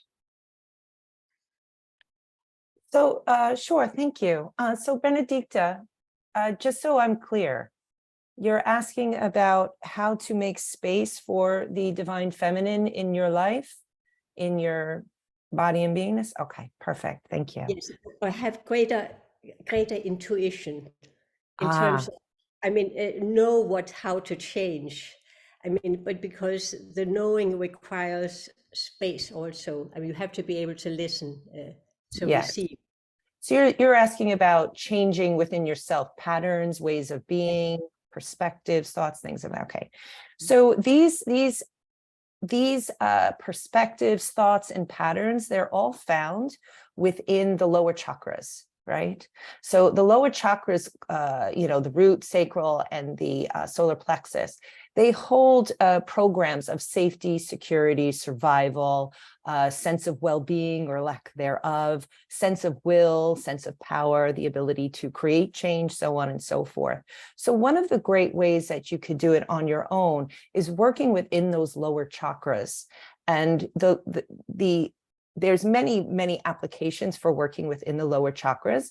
But for example, the root chakra is about safety and survival. So even just in your own life, going back to memories where you didn't feel safe, right? And you'll find that those memories, right, those situations, many times they're holding within them frequencies, patterns that are actually coming from other lives. So one way that you could do it, for example, is you go back into a memory of when you were younger, where your safety, survival, where you felt you weren't safe. And you can go in and you could do inner child work with that. So that's the practice of going in and asking, allowing that, say it's 5-year-old version of you, to express itself, to express what it was feeling, what it was thinking, that version of you at that time, right? So you could go in and just feel in and be that 5-year-old version of you, and say what you weren't able to say then, articulate what you weren't able to articulate at that time, and allow the emotions to flow. And again, when you allow the emotions to flow, what you're actually doing in that space is you're not in a place of blame, you're not in a place of shame, you're not in a place of holding on, those questions we ask ourselves like, oh, why am I feeling this way? I don't want to feel this way. All those resistance energies. You want to make sure that you're allowing, rather than any resistance, but you're just allowing the raw emotion to flow through, right? And then you ask, what was the lesson here? Like, what was that my reality at that time? What was it showing me? What was it showing me that I want? What was it showing me that I don't want, right? And this whole process of healing, of ascension, of coming into wholeness is really about just bringing awareness to those things that you have not yet had the ability to bring awareness to, right? And asking all of those questions and then asking for the healing. One great tool is using light. Using source light. Your heart is literally a stargate portal to source. You can open up, again, the space, open up the heart, bring in that source spark within you and illuminate it, and then bring it through the portals of your hands, into your hands, which are healing chakras in each hand. And you can bring that event energetically right in front of you, and then bring the energy in and surround it and sense, see, and perceive it being transmuted into pure light. Right. And then hold the gratitude, right? Gratitude is a big part of it. So that's just one tool. There's many tools, but that's one. Wonderful. Thank you. So in light of our time, we do have 2 other questions in the chat. And so I'm going to go to the next one, and, each can give a quick response to this. So this question comes from Fran. How do I use intuition to bring prosperity into my life? Emily, you want to start with that one? Sure. Well, intuition is our ability to know something instantly. And to know something means that we are in relationship with it. So practice holding the frequency of abundance, like get really clear on what that means to you. The most abundant version of you, how does she feel when she wakes up in the morning?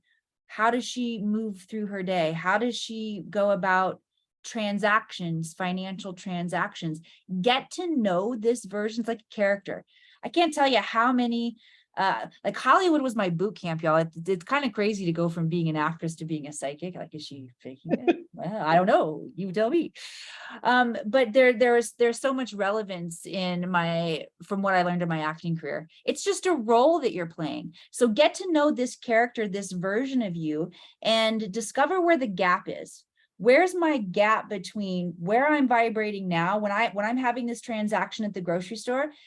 Are my butt cheeks clenching like, oh, this is all, or am I thanking the farmers that grew this food for me and in gratitude, exchanging value and supporting my local community? Ken Honda wrote a book called Happy Money. And the basics, the Cliff Note version of this book is every time you are involved in any kind of transaction, thank you. Ken Honda was Japanese, so he said, arigato money.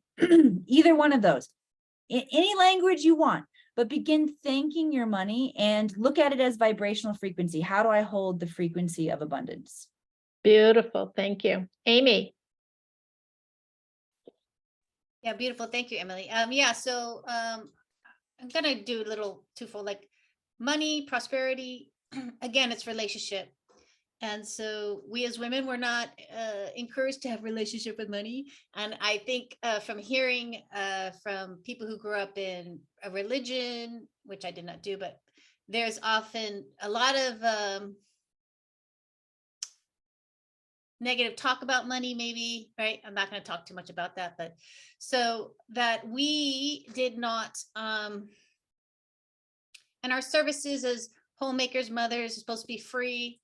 And so it's like we never created this relationship between prosperity, exchange. It's a relationship with every relationship is an exchange of energy, like Emily said. And so if we understand that we were not taught that relationship, in fact, we are oftentimes shamed for that relationship and wanting it and desiring it, choosing a job over having, staying at home. All these things, these are all living within us. And so again, which I'm going to speak to the question before that, it's all about tapping into Mother Love, God, her opening up crown, letting that portal come through you, and it's all love. And it's love, it's safety, it's support, and it makes us feel okay. And if we feel calm and our nervous system is calm, we take action. When we're like this, we don't know what to do. So we must also like tune right into Mother God, calm into her, like knowing I am loved, I am supported, and calming our system so then we can make choices to release all these blocks, to release all these energies, to come back to our inner child and reconcile that and comfort her and do all that. Where until we actually, I think, in my belief, until we know we are loved no matter what, I think oftentimes life is it's hard to be prosperous. It's hard to be happy. It's hard to make choices. So that would be my input there. Beautiful. Thank you. Thank you so much. And with that, let's see. Danny, did you want to add anything very quickly to that?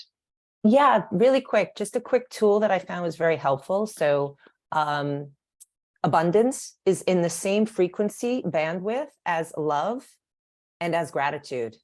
So the more that you practice gratitude and love of yourself, of everything in your life, the more that you are in resonance with that abundance. And then of course, adding what Amy was saying about receiving, you have to be in that state of receiving. Yeah. Absolutely. Great. All right. We have a question here. Now it's, let's see, directed to Emily, but we're going to answer all of us from a perspective. What ways does the information present to a person while in the Akashic? And is there a difference between intuition and imagination while getting info in the Akashic? All right, Emily, we're going to have you answer first. And just please keep in mind, we're 10 minutes Yep. before the hour. Okay. You got it. All right. So imagination is the form of communication where the records are giving us downloads. It's all coming in through your imagination. Intuition is the ability to know something instantly. Look at imagination as the communication tool or the language. Now we can break down imagination even more dynamically and look at your clairs. The ancient Egyptians had 360 senses intact. We have 5 right now. I'm going to share with you 4 of the clairs or inner versions of your outer senses, but just know there's a vast amount of sensory perceptions that can help us interpret energy. Because of the electromagnetic spectrum of energy, with your 5 senses, you can interpret 0.003%, which is 0.003%. So you're missing a lot. This part that you're missing is going to come in through your imagination. It's coming in through your subtle energy body. So just know the more you work with these muscles, the stronger they will get, but it's not going to, when you read the Akashic records, it's not like for most people, you're opening and just reading in a book like you read in a normal book. This comes in through the subtle energy body, through the imagination. We have clairvoyance, which is clear inner seeing. That can look like a picture or a movie playing out in your mind. If your clairvoyance is up-leveling in the 3D, you might begin seeing light, shadow in the peripheral. You might see auras. We have clairaudience, which is clear inner hearing. That sounds like you talking to yourself in your head. Definitely sounds like my voice when I'm in my head, but it can sound like another voice. When you're communicating with loved ones who have passed, a lot of times the information will come in their voice. Song might pop into your head, song lyrics. That's your clairaudience, and there's a message in there. You have your clairsentience, which is clear inner feeling. That can be sensation or emotion that you're feeling from other people, or a different energy vibrational frequency. And then you have your claircognizance, which is the knowingness. That one's the hardest to describe because it's very nuanced. But generally, if you're getting a download that is coming in through your claircognizance, it's like all of a sudden you just have a vast amount of information that you didn't have before. You have an understanding and a comprehension of a topic that you haven't understood before. Great. I'm complete with that answer. Thanks, Marcy. Thank you so much. Danny, you want to dive in there? Yeah, You've just got really about 1 quickly. minute. I know. Just one really quick tip is play in your imagination space, right? And by playing in the imagination space, it'll open up your intuition. Where we get stuck is we judge it, right? Oh, that's just my imagination, or like the unworthiness kind of frequency comes in, like you second guess yourself. The job in opening up your intuition is to trust whatever impressions come to you or how they come to you, whatever channel they come to you, and just trust and play in that, right? That's really just a beautiful quick tip. The more you can not have any judgment around what you get or how you get it and not comparing yourself to anybody else, is the more growth you'll get. Beautiful. Ames, anything you want to add? And then we'll hear about free gifts. Yeah, I'm gonna pass. You want to add something, Marcy? Nope, I'm happy. Yeah. You Well, want I do want to say one thing. Yes, comparison is not good. Comparison's evil. Okay. Yeah. So we didn't talk about comparison today for women. So I just wanted to highlight that. Yes, Danielle, thanks for bringing that up. Comparison Great. is a very bad thing. Okay. So, all right. Let's see. Danny, do you want to start? You want to tell everybody about your free gift? And by the way, everyone, you will receive emails that are going to give you all of Emily and Danielle's information, Amy's information, my information, their bios, their websites, their emails, everything at all. And so with that, Danny, let's hear about your free gift, please. Yes, thank you so much. So I'm offering a free MP3 morning routine meditation to help you to start on your very best level of light on any given day. And I also have on my website, you can check out at youaresource.co. That's all spelled out. It's co.com. for a complimentary 20-minute consultation. Thank you. Thank you. Emily. We are offering a tool that will help you discover your soul mission, your highest potential timeline in this incarnation, and beginning to align to it. And we call this a GPS, because you're GPSing yourself. You're figuring out where you are now and where you want to be. This tool is also blessed and consecrated with intelligence from your Akashic records.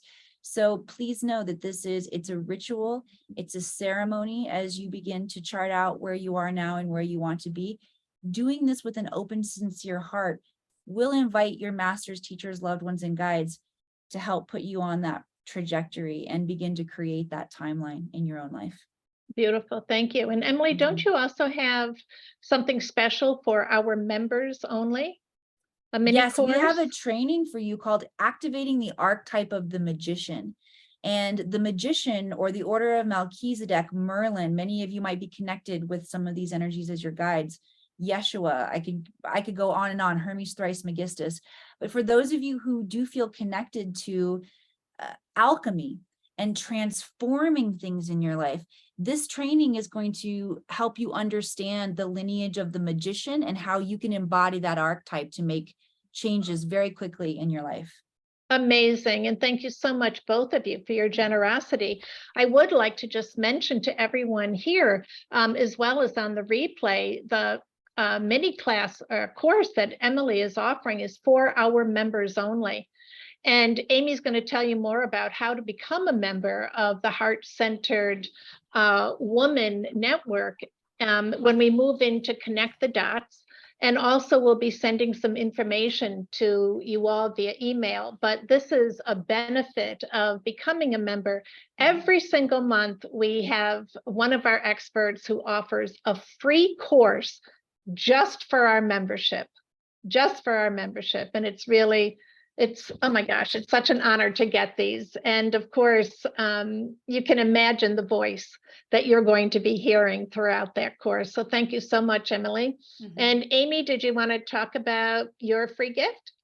Yeah, before I do, I also just want to mention that within the membership, you get a free, you get a live workshop with Marcy and I on this theme. So on this topic, each month we do this workshop on this topic. So you even get to dive deeper with us during that workshop.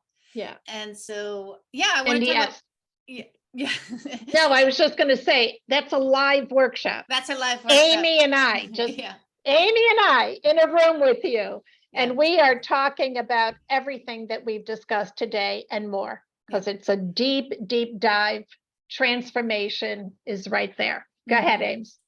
Yeah, and then for my free gift for everyone on this who registered for this event is it's about beliefs. So it's a grounding video. It's a video grounding of self, and then we go into what you might believe might be getting in the way of your life. It's a simple exercise, and it comes in with a PDF that you can start releasing those beliefs and questioning them in a way to start releasing them, so that you can start getting what you want in this life. So it's super easy. It's one of the easiest things you could do to find out what you believe. And so it's fun, it's easy, and there's a PDF. And I'm sure so effective, because I know how you work. It's like, you just get right in there. So everybody just get ready. For my own free gift, it's an ebook that I've written, let's see, the title is How to Shift from Self-Sabotage to Self-Love in 5 Days. And of course, I outline for you what self-love is, what it isn't, and it's all meant to take you forward and help you to call in that energy. I see in the chat, Crystal has left the link there for anyone who would like to see the details of our membership there. And with that, I would just like to truly, from the bottom of my heart, thank Emily and Danielle for being with us today. It has been such an incredible journey with you. And we do invite you to come in to connect the dots with us, but we want to, of course, make certain that we stay on time here.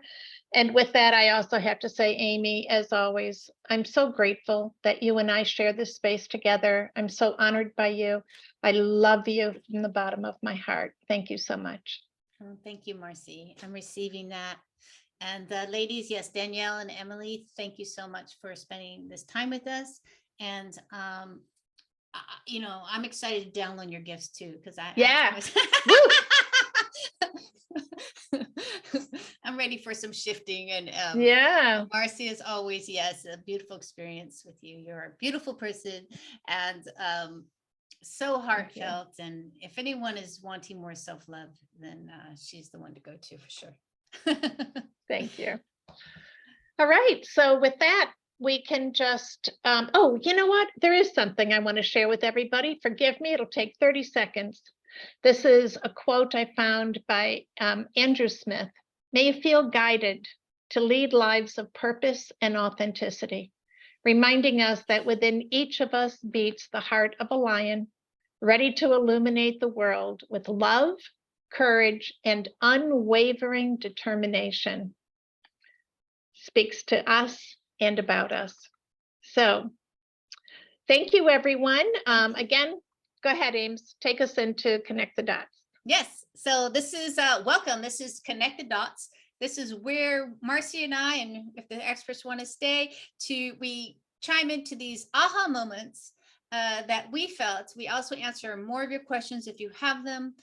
This is where we really get intimate with each other and laugh and really kind of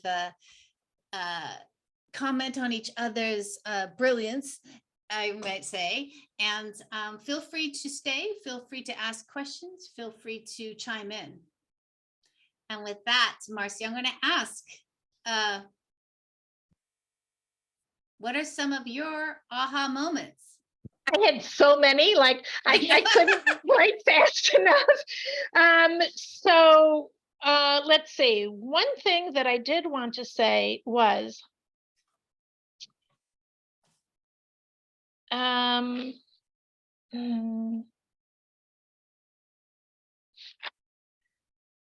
Emily.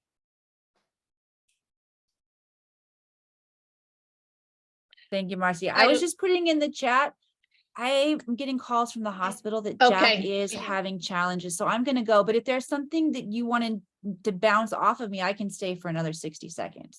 Okay. Nope. I just wanted to share something, you know, that you had said. And you said that our consciousness can be measured by the nature of our questions. And it moved me so, because our consciousness is what gives us permission to dive deeper, right? We have to know. In one of the emails or social media posts or something, I said, inquiring minds need to know. We need to know. Our consciousness sort of demands it of us. So I wanted to thank you for that. It was so beautiful, so powerful. Yeah, I'm glad that landed. And I saw that in action in here when we were discussing potentiality for the audience member who was talking about like the premonition. And Danny, when you mentioned, I think it was you, or it might have been Marcy, somebody mentioning about asking and getting curious, the nature of the question we're asking. Why am I being shown this? How do I work with this energy? That's different than asking the questions from a victim mentality. And so it's just, it was beautiful to see that in action in here with thank all you. these powerhouses. Thank you all for letting me share the stage with you. I'm going to go. Everybody hands up, send some prayers of healing Thank to you. Jack, Emily's son. He's been through a rough time. Emily has too. And we're so grateful that Emily is here and that Jack is receiving our love right now. Yes. Thank you. Thank you. I received that. Thank you. Bye, everybody. Thank you so much. Bye-bye, Emily. Okay, so yeah, that was from Emily. And So what just to what go she ahead. Marcy, what she had said, the consciousness is measured by what? Our consciousness can be measured by the nature of our questions. Yeah. Yeah. So powerful, right? And Absolutely. even again, giving ourselves permission to ask questions, there's nothing more powerful than that, because as children, we were taught not to ask questions. I can't tell you. I mean, I'd be so wealthy if I had even a penny for every time I asked a question. And one of my parents said to me, "You ask too many questions." So we need to give ourselves permission to ask questions, and don't be afraid of them, and don't be afraid of your answers. Yeah. How about you, Danny? Anything that you wanted to comment on that came up during the show that moved you? Oh my gosh, so much. So much of what you shared, Amy, Emily, I mean, it all resonates so strongly, within me. But when you were talking about that past life coming through, I mean, wow, so powerful and so riveting. And I have had so many experiences that were powerful like that as well. So, I was just so right there with you. Yeah. And, I too, coming from, a conscious divorce Mhm. with my now ex, there was so much karma that needed to be clear before the window was created within the quantum for us to actually be able to physically, separate. So, yeah. Yeah. Yeah. It's quite a process. And a necessary one. It's all about who we become during the process and how much we can love ourselves. Yes. Yeah. Yeah. Yeah. So thank you for that. Ames, how about you? Oh, there's definitely more than a couple, I think, but since Danny's here, I'm going to speak on her aha moment, which is talking about channeling. And we all have the capability to channel, and we all have that potential within us. And it's a great reminder to keep that in mind, that this is available to us. This is a possibility for us. And this is something where we get to explore, and we get to really sink into Mm. and accept, instead of I don't know, I'm not capable, I'm not, it's like, Right. no, actually, no, wait a minute. Yes, because Danny said so. It's a yes. That's right. Exactly. I'm with you on that. Yeah, I'm with you on that. And you know what, Danny, you had said something else that really struck me, and that was, let me think if I can remember exactly. It was everything within a cycle is within another cycle and another cycle and another cycle, and it's all happening simultaneously. We are constantly cycling because we are living in spirals, right? Yeah. The energy is always in this spiral. And so I had to laugh when I heard you say this, and oh my God, no wonder I feel so dizzy all the time. Yeah. Yeah. Yeah. It's honoring those cycles that is so Mhm. important. It actually slows us down. It creates more presence in our life and more availability, again, for everything that is always available to you, right? Yeah. So yeah, I've learned that was something that did not come naturally for me, because I grew up in a space where got to get it done. Your worth is equal to, your productivity. No, Mhm. there's no napping during the day. No, you have to produce, you have to do, very hardworking ethics. And Yeah. so I used to come home and just throw my stuff around and run out into the kitchen to get everything done. And when I finally came to that knowing within me, no, it's okay for me to slow down. And when you slow down and you start to recognize, are you saying, all this, everything's in a cycle. And when you honor the cycle, you get to receive everything that's available for you through that cycle. So beautiful. So beautiful. Thank you for that. Yes, and that's when the divine timing comes in, right? Because you're Mhm. hitting that point in that cycle. Oh, there it Yeah. is. Yeah. So this is very well, cycles is for women is very important also. So the Yeah. circle, cycle, the whole pie, not the straight line. Yeah. So yeah, thank you for that, Marcy, bringing it up. Yeah. And one thing I also want to thank you for, Amy, is number one, you made the distinction between being selfish and self-love, and how often people get so caught up into that stuff. The other thing I wanted to show everybody is, Amy, you had mentioned as, one of the divine feminine values. And this, by the way, I know you and I are going to be delving more into. So by the way, that live workshop that Amy and I do is always on the Monday after our show. And so we were talking about divine feminine values and how important it is to know those. And I feel like we're going to dive into those more. But one of them was play. And I wanted to just show you all that in my wallet, I carry Play. this. Yep. And it's every time I open my wallet, this is what I see first: play. And it's a reminder to me, lighten up. Yeah. Play, have fun with whatever you're doing. Yeah. Anything else that anybody wants to jump in with? How about from people who so generously are staying with us here?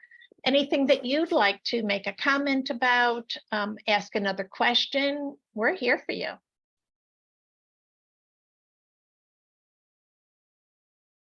Yeah, and there was, Go ahead. go ahead.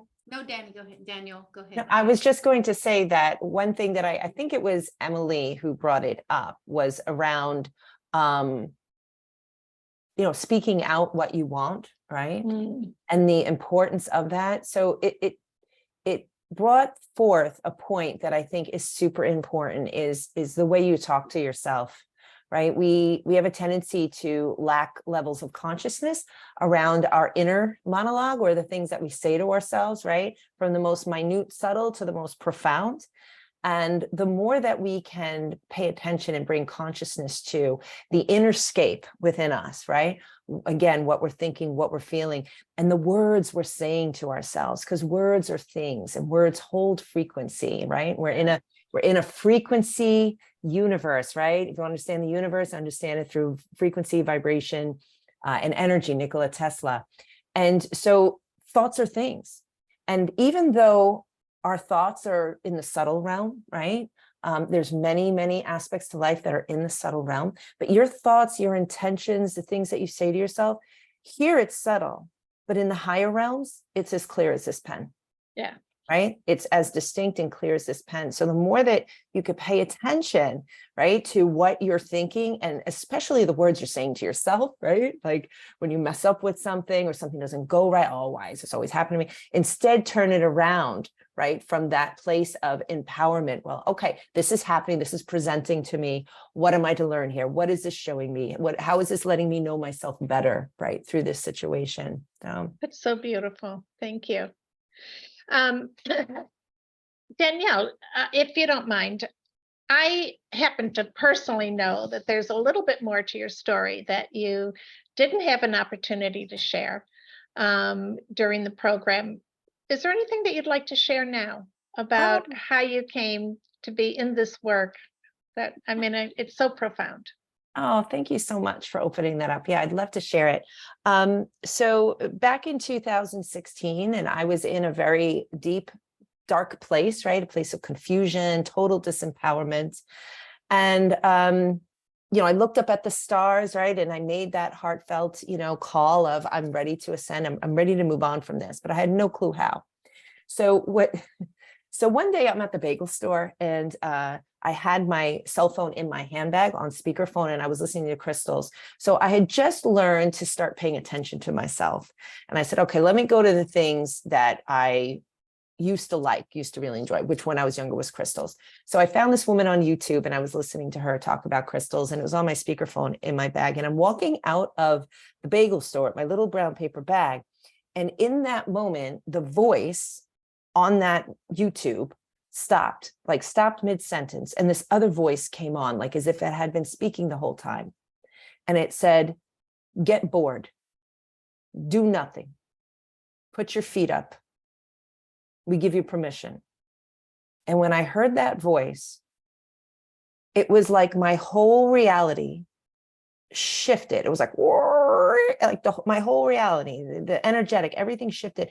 And it was like as if this opening happened, right? my crown, and this huge download of information, universal data, knowledge, wisdom. I mean, I didn't know it at the time. All I knew was I was in shock. Like all of a sudden, like in that second, as I'm walking out the door. And I remember standing outside for a moment, and I was in disarray and completely in a haze. And I still, I mean, I'm out in public. So I walked to my car, and I got in the car. And when I got in the car and closed the door, I sat there clenching that bag and just like in a fog. And then all of a sudden I realized, well, what am I doing? Okay, so I turn the car on and I back up and I go up to the light, which is only about 25 feet away. And as I'm staring into this light, the red light, like all of a sudden, my whole life flashed before me, like everything I had gone through, all the trauma, all the abuse, all the bad mistakes and horrible pain and anguish. And it made complete sense to me, right? Kind of like what you were talking about, Marcy, where you had just that compassion. So in that moment, when everything flashed behind me and I'm staring up at this light, like all of a sudden, everything made complete sense to me, everything I ever did, everything that ever happened to me. And I'm in this now moment, and I'm like, I made it, was what came through. And I'm looking at the light, and I mean, I was ecstatic. I was ecstatic in that moment. I was like beyond thrilled. I was like, oh my God, I made it. I'm here. I'm here. I arrived. I'm finally here. It was like I waited my entire life for that moment right there. And a huge smile on my face. The light turns green. I start driving down the road, and it's the same road I've driven down 1,000 times, but it was like everything looked different. Right? It was like I was looking at life like this, and now all of a sudden I could see this. And I knew at that moment, I knew what was going on the planet. I knew why we were here. I knew our connection to the universe. I knew I was part of it. I wasn't clear what part, but I knew I was part of it. And I knew that's why I was here. And I was waiting my entire life for that very moment. And that was the reincarnation in the same body experience. I mean, and I'm so glad that you shared the details of it, because now people can understand what you meant by that. And that's exactly what it is. It is a reincarnation in the same body. You are transformed. Amy described it. Emily described it. I described it. And now Danny is like describing this. And I want to emphasize that this is how the universe communicates with us. But you need to be in that space that Danny was describing, of being open to receive it, because I think we all are constantly getting these messages, right? We experience the communication that's taking place interdimensionally. But if we don't accept it for what it is, and we keep denying it, it cannot get through. It cannot get through. And so going into that space of receiving, accepting, and continually expanding so that we can receive more. Amy, what do you do to continually expand? I know you're always doing stuff in relation to that. Yes, and that comes back to one of your, at the very beginning, say yes. Yeah. Yes. And something else happens when you accept Mother God loves, and you're taken care of, is that you have more trust. And so you're more willing to try new things, new experiences. You're more willing to put yourself out there, because the more that you know yourself, love yourself, the more capable you actually you are. And this is where confidence comes in, being capable, being unshakable in who you are. So you're no longer rattled by other people's judgments of you. You're able to say, that's not it. That's not me. If it is me, fine. I will then go and do some work, but that's not resonating with me and my intention. And what happens is you start really getting into your intention. So my intention is to be open and kind. that's the intention as you move forward in making new, taking chances or trying new things, create an intention behind it first. So Love that. yeah, so when you walk into a yes or no situation, when the question's asked you, then you're like, well, what's my intention is to be adventurous. My intention is to have fun. My intention is to be loving. So then when the question comes at you know, when you say yes or no or maybe, you're very clear on your intention first. So Yeah, I think that's great. That's big. That's powerful. So Yeah. powerful. I'd Yeah. love to add to that just a little bit because I love it. So I see intention as conditioning my energetic space. Mm. I'm conditioning my fields. I'm letting the universal field of intelligence know what I'm available for or what I'm not available for, right? That's the power of intention. And one thing I find that's really powerful to hold that deep knowing is that the very fabric of the universe is unconditional love, right? This is a universe of unconditional love and free will. So when you know that, then you're swimming along with the stream and with the current of the universe when you really embrace loving yourself, right? And then holding that compassionate witness stance to those around you that maybe aren't in alignment within themselves or maybe are adverse to where you may be, right?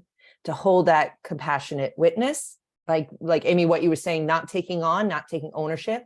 Like we care about the people around us, we care about the world and what's happening, but we don't carry it within us, right? Yeah. We allow it to be there, we witness it, we hold with compassion within the quantum realm for them to step into whatever their next highest evolution is or whatever the highest expression is. Yeah, that's one thing in my journey that has really helped me.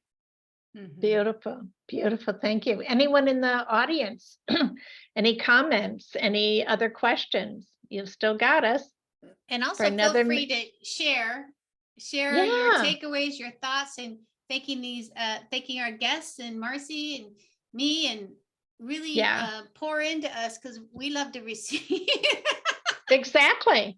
Yeah, of course we're we do. inviting, of Yeah. course, you know. We so much of ours goes into this, and you can tell even, with Danny being here, being so generous with her time.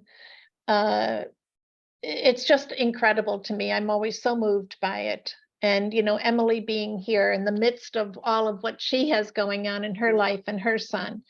And it's evidence to you that we are here with true devotion to the divine feminine.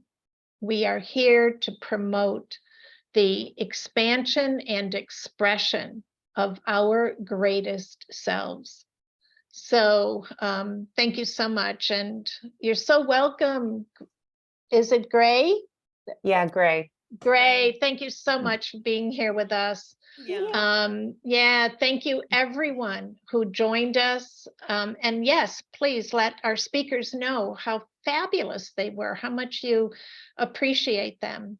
And we're here every single month, the third Thursday of every month. Also, if you have a topic that you would like Amy and I to connect with, please leave it in the chat. If you would like any more information about our membership, all I can tell you is it's freaking awesome. And again, like Amy and I are just completely devoted to supporting you in your own processes, whatever they are. So we get very customized, very personal, and we're there to support you in whatever needs to happen for you. What else, Amy?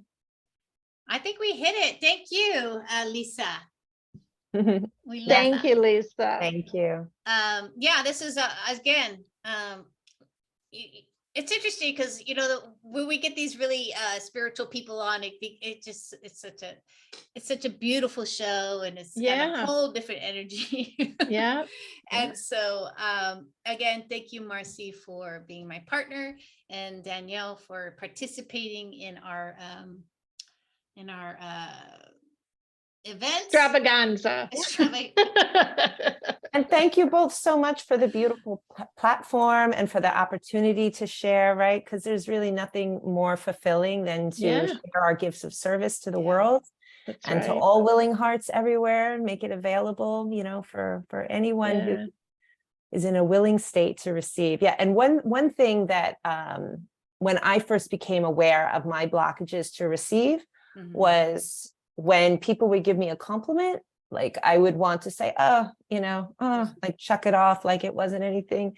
And now I take real jovial joy in receiving whatever it is. It's, oh, thank you so much. Like I really want to just receive, say, thank you so much. I'm really Yeah. taking that in, and it feels so good. It really It's does. wonderful. Yeah. Yeah. Well, again, we're so grateful for your beautiful spirit, and we're so graced with your presence. So thank you so much, Danny. And again, thank you, everyone. We love you. Please, if some thoughts come to you afterwards, you can email them. And also, any topics that you want Amy and I to connect with and to create a show around, we're happy to do that. Oh, yeah. So, We're let more us than know. happy. Mhm. That's right. Okay. All right, you guys. Love have a you beautiful all. rest of your Yeah. day. Much love. Thank you. Thank Much you, love. Danny. Mwah. Thank Bye-bye. you. Bye. Bye. Bye-bye. Goodbye, everyone. Oh, my goodness. Let's see here.